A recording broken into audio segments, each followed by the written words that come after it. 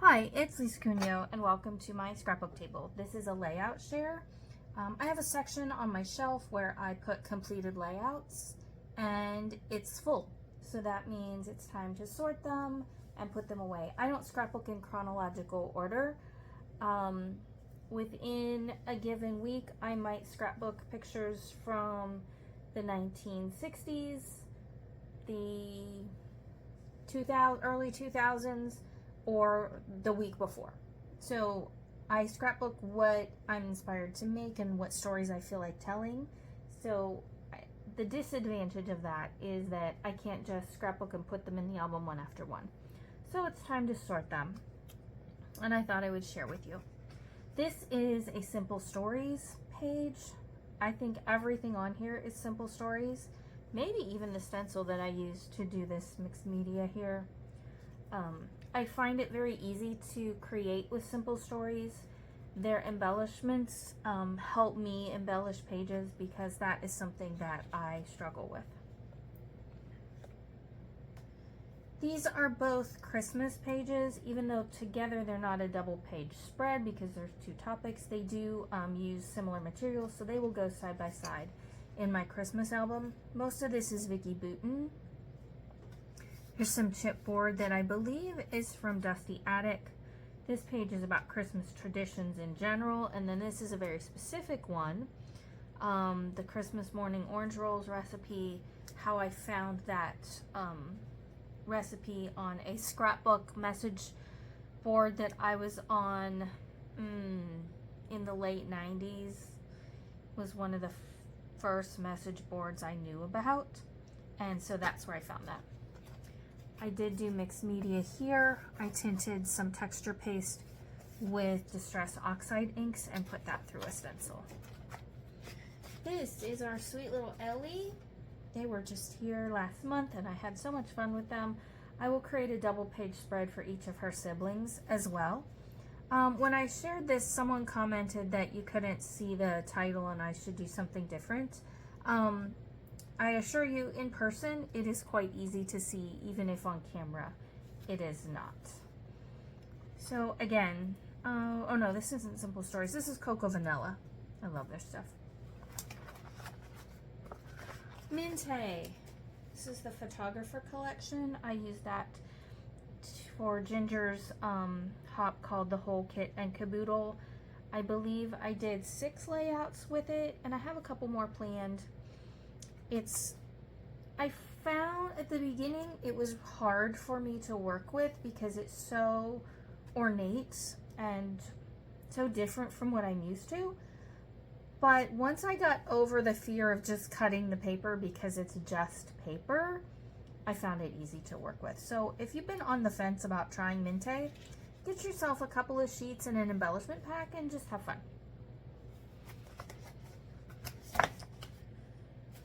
I love this page, this layout. We had such a fun night, and this is one of those pages that I scrapbooked right away after the event. It was probably just a week or two after we went to this play. I don't remember what collection these are from. It's something I bought at Joann's. I just love the feel of it because it fit the time period and feel of the play. So that was really fun for me to do. Another Minte page. This has a little bit of photographer, but it was Grandma's Attic. This was a layout that I did for a hop that I hosted. It was to create a portrait of yourself without using a photograph of yourself. So I have different photos here that represent me. I may be the only person who has scrapbooked an algebra problem, but there you go. This one I couldn't take out of the page protectors because I used flip flaps and they are mounted on the outside of the page protectors. I love this background paper. I had one sheet, I cut it in half and split it because I wanted the scenery from Cuyahoga Valley National Park to show. I love that I have this paper that is specific to that park, and this is an actual scene that we were at. So that is fun.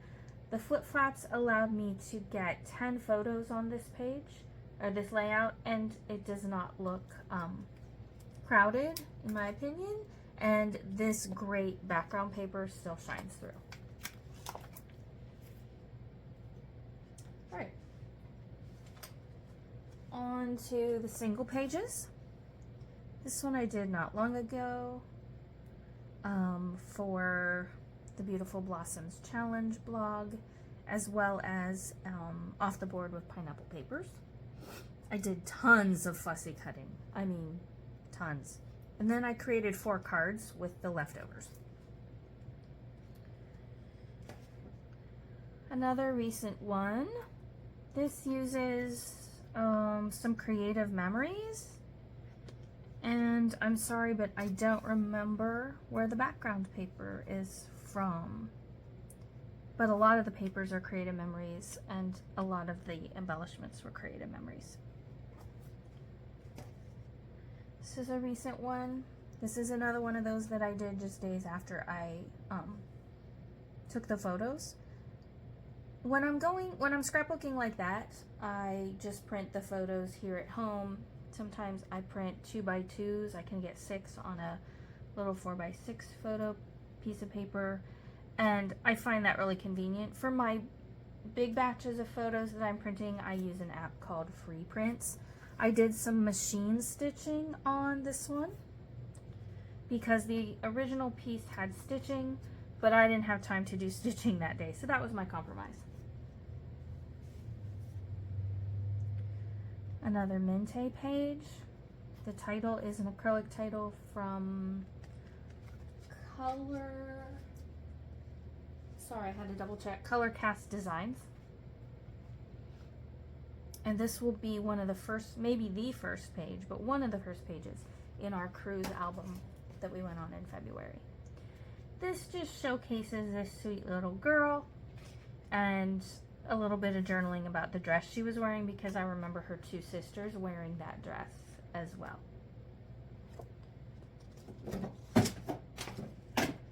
Whoops, I'm knocking things off my table into the trash can. If you could see the rest of my table, it is a mess.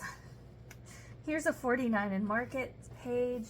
I did some die cutting, stamping and die cutting, and a little bit of fussy cutting. Used their ephemera, which is nice and thick, and some of their self-adhesive brads. Family photo. This is one of my favorite pages I've done. Maybe because it's so different from my usual that it adds great variety to my albums, and I love the photo, and I'm just really happy with it, how it came together. This is a stack of old books that I have, some journaling about that, and I even took some pages of the inside, because some of these, not all of them, but some of these math books were my dad's when he was in college in Arkansas in the late 40s. Yes, the late 1940s. And so I wanted his handwriting on here. Some mixed media that I did through a stencil, and a few sequins on there.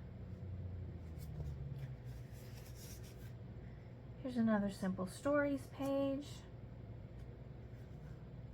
These are just stars that I cut out and mounted. I think they're 3 pieces of cardstock, one on top of each other. Again, Simple Stories makes it easy. This, I used a Tim Holtz stencil and some Distress Oxides to tint the texture paste. My stenciling here is far from perfect, but when I look at this page, I don't really see that. So just let that be an encouragement to you. Just play with mixed media, see what happens, and make a page. It's fine. This was about a birthday outing with a friend of mine. All of this is from Stampin' Up. It's one of their collections. It came out early this year, and it was really easy to make a pretty page with. Another Simple Stories page, and it's about me. I used some stickers, word phrases that went with the time period. This is probably 74. I'm guessing I'm about 5 years old there. Happy vibes, groovy, magic, peace, and happiness. So that was fun to do. There's lots of distressed edges on here using my edge distressor from Some Assemblage Required. If you don't have one of those, go to her site, someassemblagerequired.com. Even if they're sold out, put a little thing to notify you when they come in. They are a very worthy purchase, and I use mine a lot. Here's one that will go in a Christmas album. It's about a quilt that my mother made, a quilted wall hanging that I still have. I have this one. I used to hang it in my classroom because I could leave it up from like after Thanksgiving until Valentine's Day, because we live in the north and winter is still in full swing long after that. But since it's a snowman and not Christmassy or for any specific holiday, I could leave it up for quite a while in my classroom. And here's another one that she made. This is probably about 12 inches by 16 or so. It's a small little thing I hang on my wall at the holidays. This is 49 and Market stuff, and I used a stamp and die set of theirs to do these leaves and build this up a bit. Another Christmas one.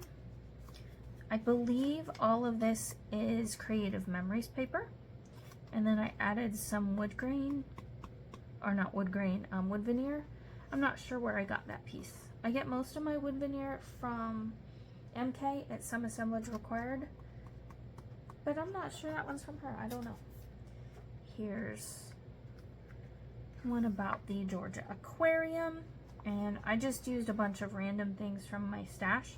This paper, I'm pretty sure, is an old Creative Memories paper. It has been in my stash a long time, and I was determined to use it.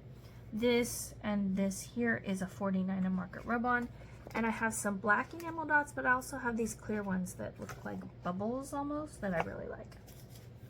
And the last one for today is this that I created. Again, I used my edge distressor.